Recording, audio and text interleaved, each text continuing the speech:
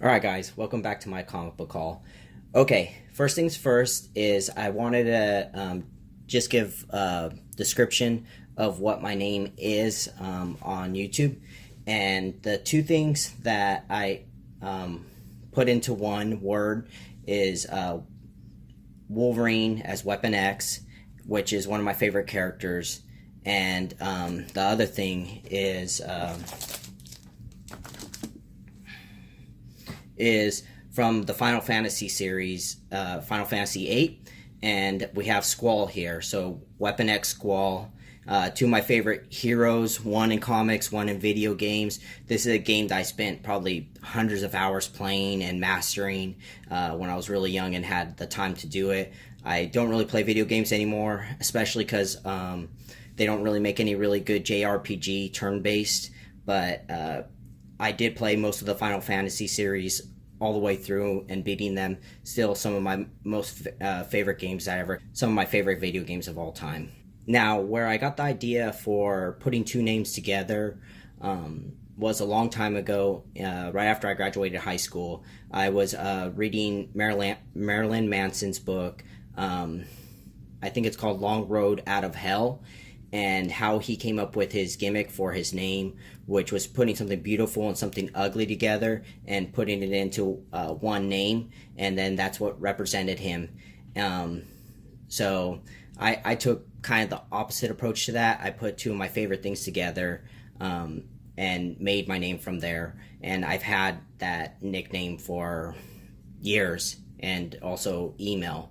So if you guys want to know what or how I got it, it's from video games and comics, my two favorite passions. Alright, so for my haul this week, I have some local comic book finds, and then I also have some swap meet things. The other thing that I have is some oddballs that are hard to find. So something that Regie Simmons had mentioned in his video of hard to find comics, and I took it as a task to try to find those things. So let's go ahead and get started with the haul.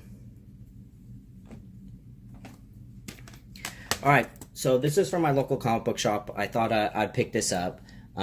This has a whole bunch of first appearances. This is Alpha Flight #1, and picked that up, I think, for $1, so cover price. Another thing that I found from my local comic book shop is I found the Submariner #3. It's just an older cover. Really liked it, so I ended up picking up that. Now, so this haul is a little past due. I found last week I went to the swap meet, and I only found one book because most of the comic book guys weren't there, but there was a guy that had a small stack of comics, and it was like literally like 25 comics. And I walked up to him and I started shuffling through things. Didn't really find anything, but I think like the second from last comic was this, which is Batman 368. So this is the first Jason Todd in the Batman series in the Robin suit. The guy had this marked for $20, but he said they weren't even his comics and that he was selling them for a friend, and he just wanted to get rid of them, and he ended up giving this to me for $5. The colors look a little bit faded. I think they're supposed to be a little bit brighter, but I meant these were sitting right out in sunlight. But either way, besides that, I meant this has no spine ticks. It's a really nice looking issue, and this is the first one I have, so I'm really happy to pick that up. So that was from last week's swap meet. So like I mentioned earlier, Regie was talking about the black suit Spider-Man and some first appearances that no one really collects and hard to find ones, and I think there's a couple in here that he said he couldn't find himself. Recently I've been using a new site that I found, and it's like eBay without the auctions, but it's basically a whole bunch of sellers post their comics on there, and at that point you could buy them, and the only thing that I have against the site really is that most of these guys do not know how to package. I've gotten so many comic books that either they don't come damaged, but I meant it's really poor packaging, and I don't know if I'm gonna continue using the site. But the thing about the site is I find books that you can't find on eBay, and on top of that, it's not eBay prices. It's a lot cheaper, and it seems like these are older individuals that are selling just comics, and you can find them really cheap. So one of the ones that he mentioned was this one right here, which is Amazing Heroes 1984 preview issue, and this is the first introduction that we see of the black suit Spider-Man. And I mean, honestly, it says preview issue, so this is one of the first places it debuted. Another one that I found that Reggie was talking about is this Marvel Age number 12. So with this Marvel Age 12, it shows also the black suit Spider-Man in this. This was $4, so had to pick that up, and that's from that site also.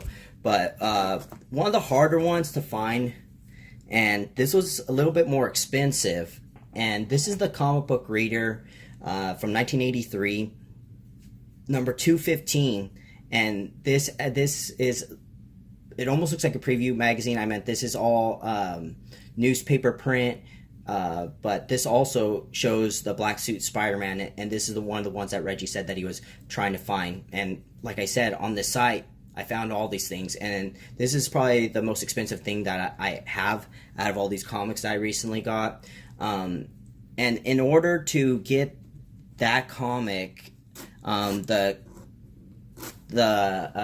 guy asked that you had to buy a certain amount before he would ship it to you, and I didn't realize the first time I checked out because I didn't meet the minimum requirement, but I went back and figured it out, and I ended up getting just some Amazing Spider-Mans that I have a gap in, and this came in really poor condition, and this, like I said, one of the ones that they don't know how to package, and their grading skills aren't the greatest, but I still kept it anyways just because I didn't want to ship it back or even hassle with it, and I'm still debating whether I'm going to use the site or not. But as you can tell right there, there's a slight tear, and then like I said, this is just filler so that I can meet the requirement so that I could get these books, and then Amazing Spider-Man number 255. All right, so those are all from my secret site. And then, so this weekend, I ended up going to the swap meet, and I found a lot of good books. So while I was digging, Tou came up, and Tou Moua came up, and we actually talked for a while. I introduced him to my daughter because she actually came with me to the swap meet for the first time in a long time. And these are some of the highlights that I found at the comic book shop. And of course, if you're not sub to Tou, definitely sub him up. I'll put his information in the description bar. So I found this Detective 608, which is the first Anarchy. I also found this Wonder Woman 74, which is a Brian Boland cover that I was missing. One of the ones that Tou found when he was digging and ended up giving to me was this Adam Hughes Justice League of America number 37, which I'm really happy about that. And I think the last thing from the swap meet I found was this Battle Chaser number 1. I believe this is the C cover, and I may have one more issue of Battle Chasers in order to finish it, but those are the highlights from the swap meet.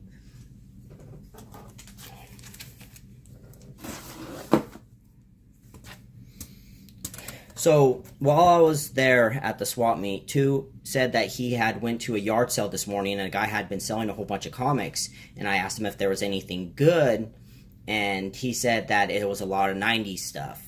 And we continued talking, but I showed him the CLZ app. I don't think he was that familiar with it, or at least doesn't use it.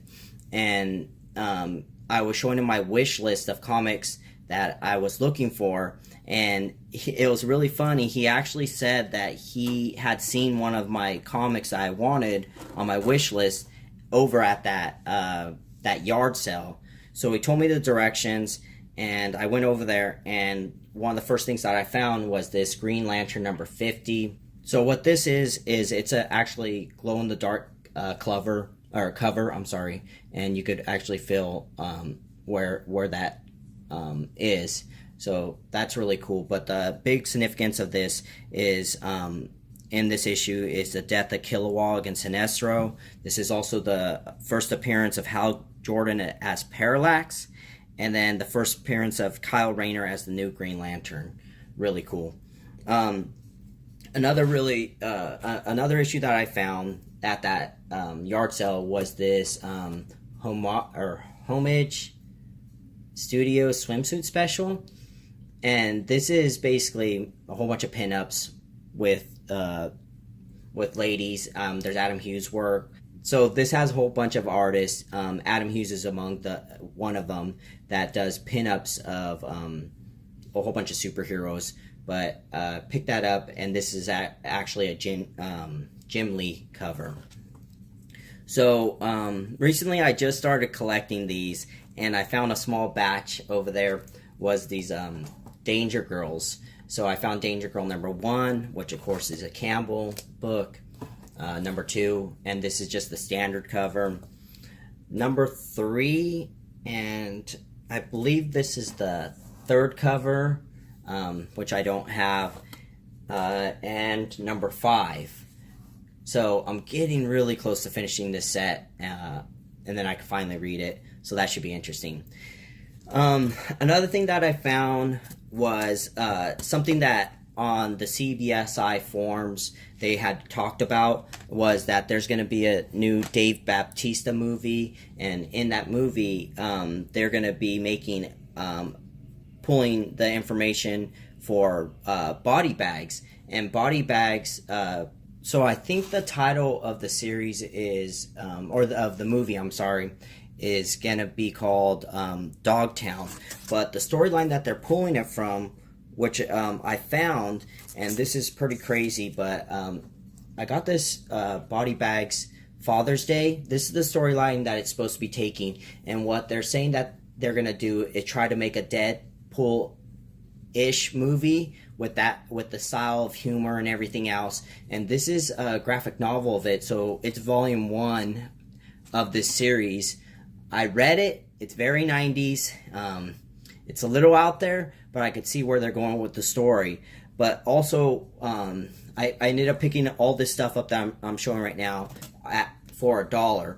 But I also found this Dark Horse Presents annual number 9 from 1997, and this is basically the annual for it.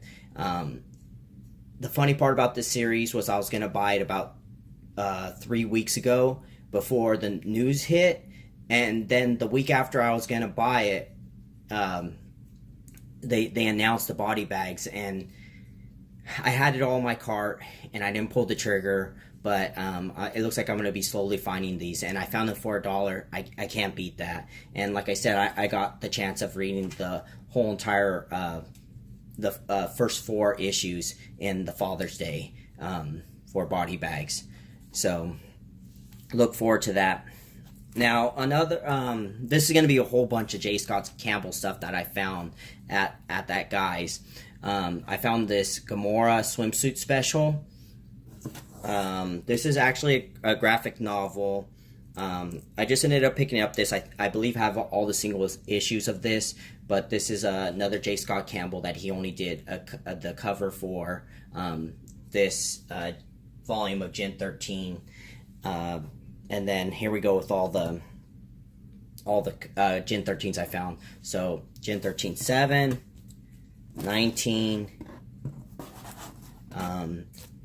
Gen 13 Generation X.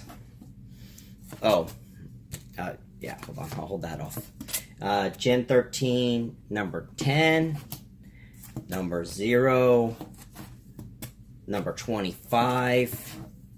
And the one that Tou told me that was on my wish list that he helped me get, I mean, this thing's pretty beat up, but either way, I'm really happy to get this, especially for $1. I could hold out to get a better one, but I found this Gen 13 Encore, and I love some French made, so I ended up finding that. I just thought this was a pretty cool comic. Maybe someone could give me more information about this, but this is Action Comics number 592, John Byrne cover or book, and the main reason I got this is Big Barda.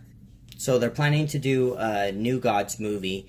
What I find really funny is, and maybe someone could give me more information about this, but they're going to be making a New Gods movie, and in that New Gods movie, when you're dealing with the New Gods, you're probably going to end up running into the Mr. Miracle, Barda, and everything that's associated with the New Gods, because they play a critical part in that. But what I find really funny, and that maybe someone could leave in the comments, what I find surprising is why is Mr. Miracle number 4, the first appearance of Big Barda, more expensive than Mr. Miracle 1, which I think is so much better of a Jack Kirby cover.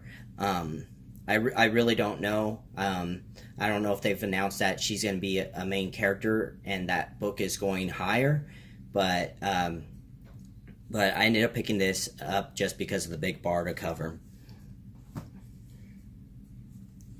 Alright, so for the last thing that I picked up, I found this Michael Turner cover for $1. I had to pick it up.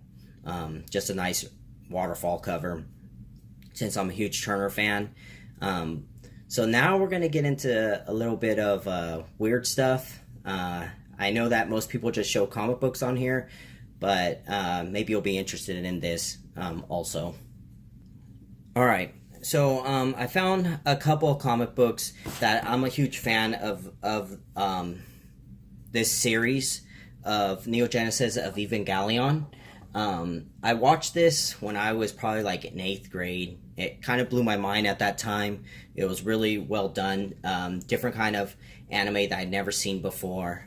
But I ended up finding a couple covers of that, and I ended up picking up these. So just kind of brings me back to my childhood of watching animation.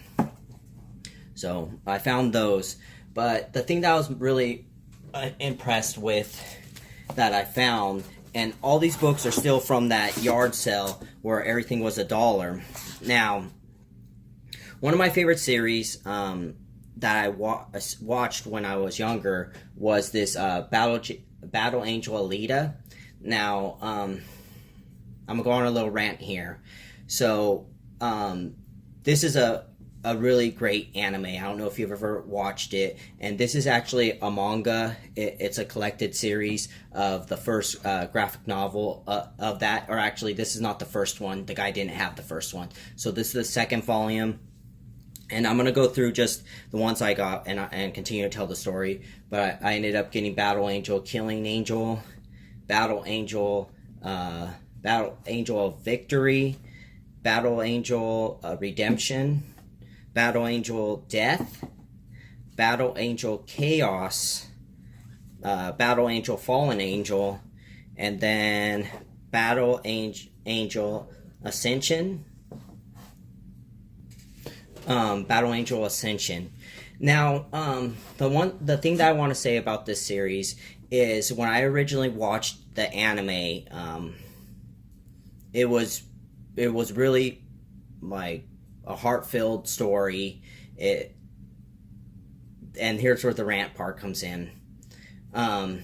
So we're known for stealing a lot of great stories from Japan and then modernizing them, and then also making them for the West compared to the East. And this is one of the storylines that has recently been taken from Japan, and I don't think people really realize it, but there was a movie that came out maybe in 2007, 2006, but it was with Matt Damon, and it was called Elysium. Now, Elysium steals the basic premise of of this story from Battle Angel. And what it is basically it follows individuals that are here on Earth, and they're really poor, and they want to ascend up into, if you want to say, a utopia where basically you could live there and be crime free. It's really rich, and not too many people go there. So Elysium took the basic premise of that and did a really poor job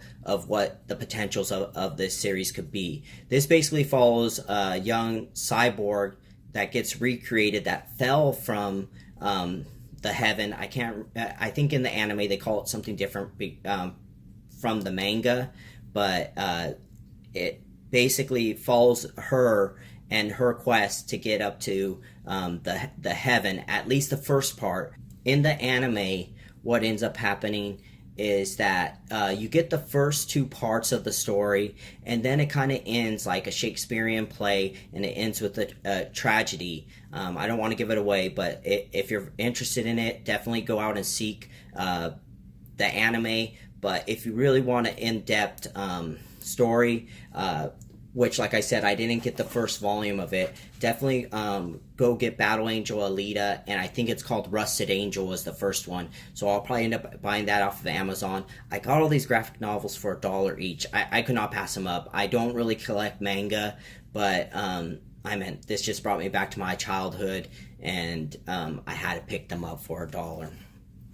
Now, a couple of the last things that I found was this Mighty Thor number 411. So besides being a really cool Juggernaut story, this is actually, I believe it's the cameo first appearance of the New Warriors and Night Thrasher. But I'm a huge Thor fan, so really happy to get that. But the one that I was really surprised getting and finding on that table was this, and especially that Tou left it behind, was this Thor annual number 11. And this is, of course, heating up for the simple fact that so this is the first appearance of the dwarf from the Infinity Wars, Eitrid, which is the one that forges Mjolnir, or not Mjolnir, he forged Mjolnir, and he also forged the Stormbreaker. And to find this for $1, I wasn't expecting to find this. Pretty crazy though. Alright, so one last thing I wanted to show, the thing that I picked up at that yard sale, that was when I was collecting all my comics. This guy said that he would put them in a bag for me, and I ended up getting this Dark Horse bag. And the best part about it is I'm a huge My Chemical Romance fan, been to their concerts many a times, but Gerard Way from My Chemical Romance also wrote the Umbrella Academy, and it's really cool to have a bag, and this is a big canvas bag, and my wife already made claims to it, so I'm already gonna lose it, but but it was a really cool bag to get.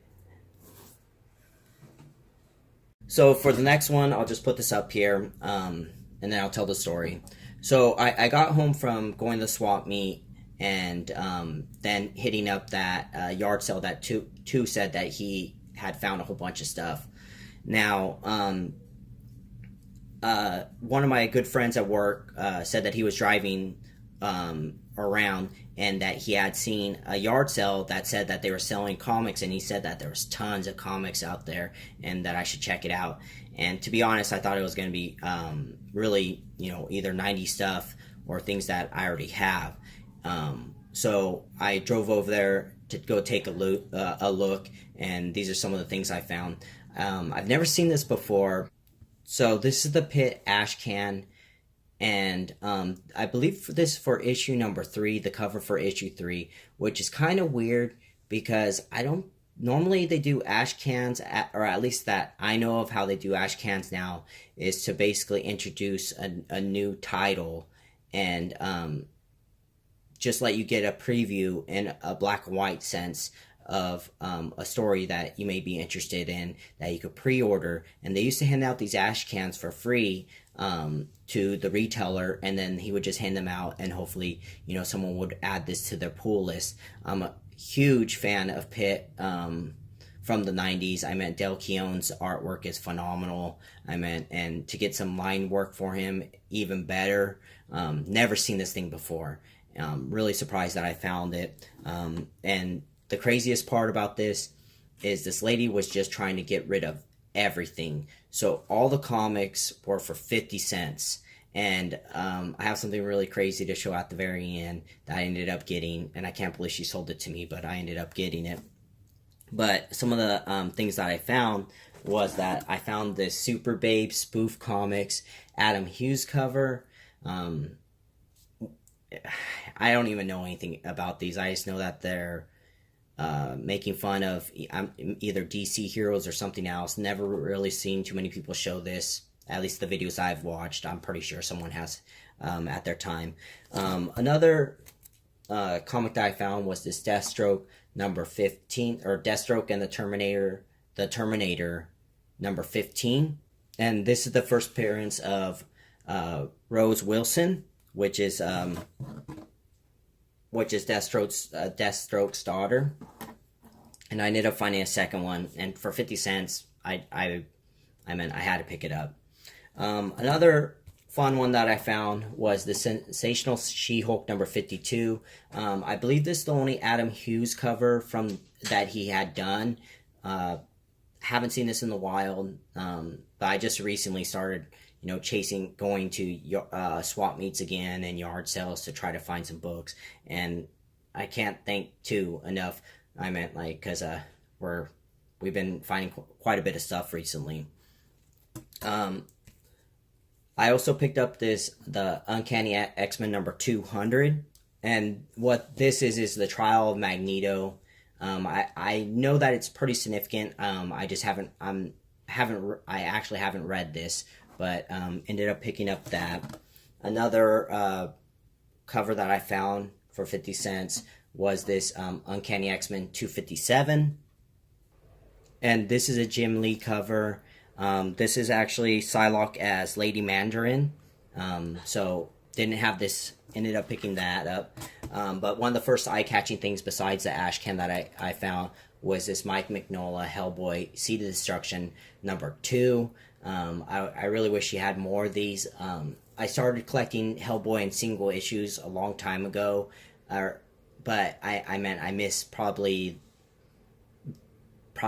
like the first 20 or 30, and I still don't have his first appearance.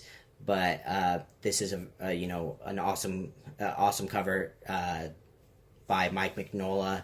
And then I think what I heard was that he also in the very beginning did a lot of this stuff with Art Adams, so his name's actually featured on there before Mike Mignola took over the whole entire title himself, and eventually started writing it, and then started getting top artists to do the artwork inside that basically aped his style.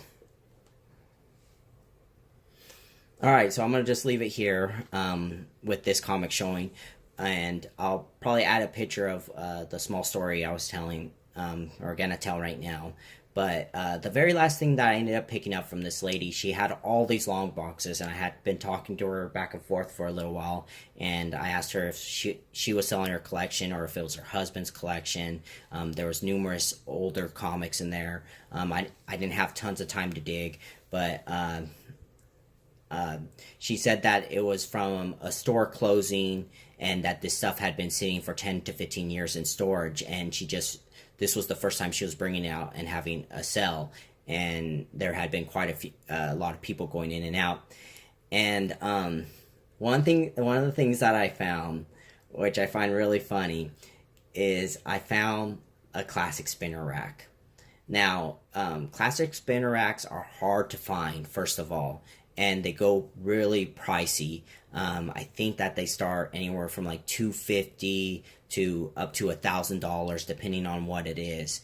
And I meant the ones that, you know, everyone really wants are the ones that say Marvel, and then it has like the Hulk, Thor, and Spider-Man as the main emblem, and then it says like, here, kids, comics. And she didn't have that one, but I just threw it out there and I asked her, hey, is everything for sale here? She had some Warhammer stuff. She had baseball cards, still completely sealed. Like I said, tons of comics. And she had that spinner rack in the front with just like random comic books in there. And I said, so everything's for sale? And she said, yes, it is. She goes, just name it. I said, how much for that spinner rack? And I didn't think she was actually going to sell it, but she said $20. And my mouth flew open, and I couldn't get out my money fast enough to buy it, and I was really happy with it. It's in fantastic shape.